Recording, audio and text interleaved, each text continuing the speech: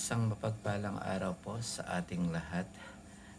Ngayon ay September 29, 2025, araw ng Lunes. Ang mabuting balita ng ating Panginoon ayon kay San Juan chapter 1, verse 47 hanggang 51. Papuri sa iyo, Panginoon. Nang malapit na si Natanael ay sinabi ni Jesus, "Masdan ninyo ang isang tunay na Israelita. Siya'y hindi magdaraya." Tinanong siya ni Natanael, "Paano ninyo ako nakilala?"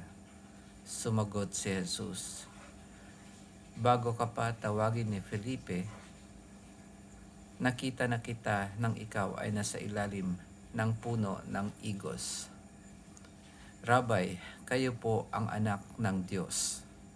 Kayo ang hari ng Israel," wika ni Natanael.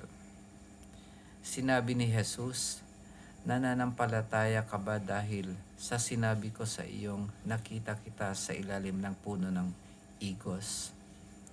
Makakikita ka ng mga bagay na higit kaysa rito."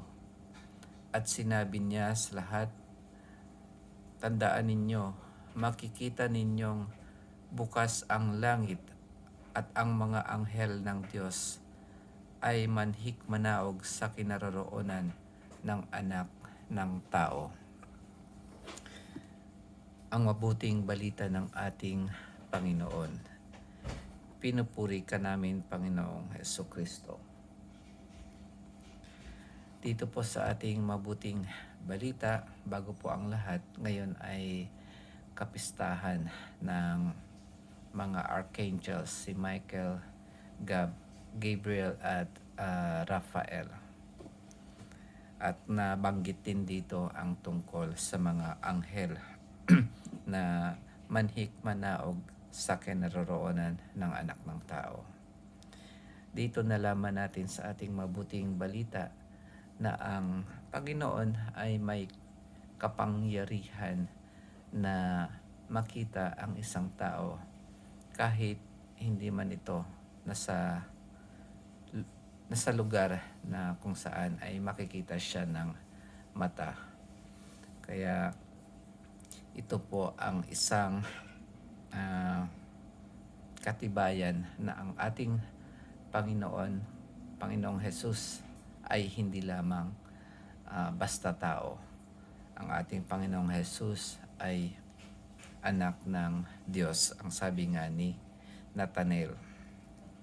At maliban dito, sabi ni Jesus, hindi lang ito yung kababalaghan na makikita pa nila habang sila ay sumasama sa ating Panginoong Jesus.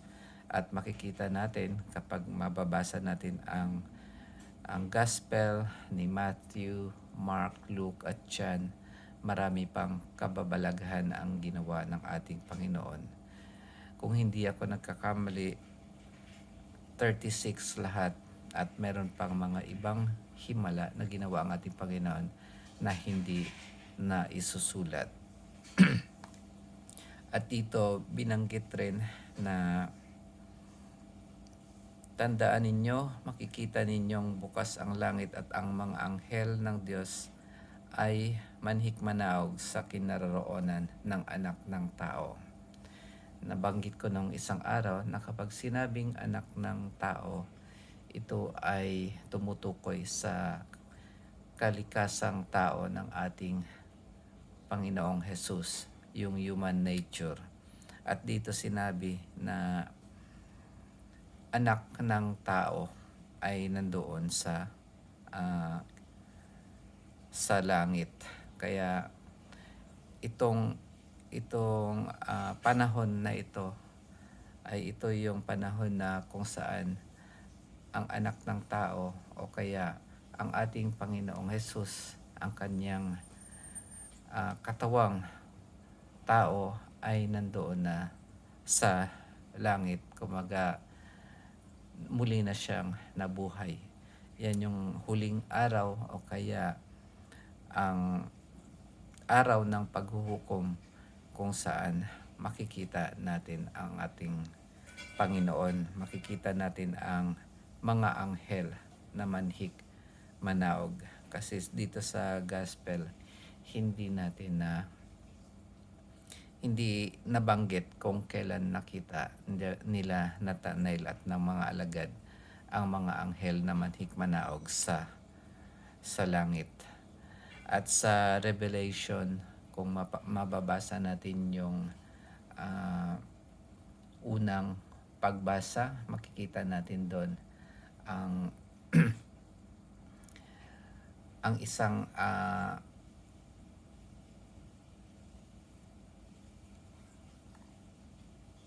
sa Daniel pala, na one like a son of man coming on the clouds of heaven.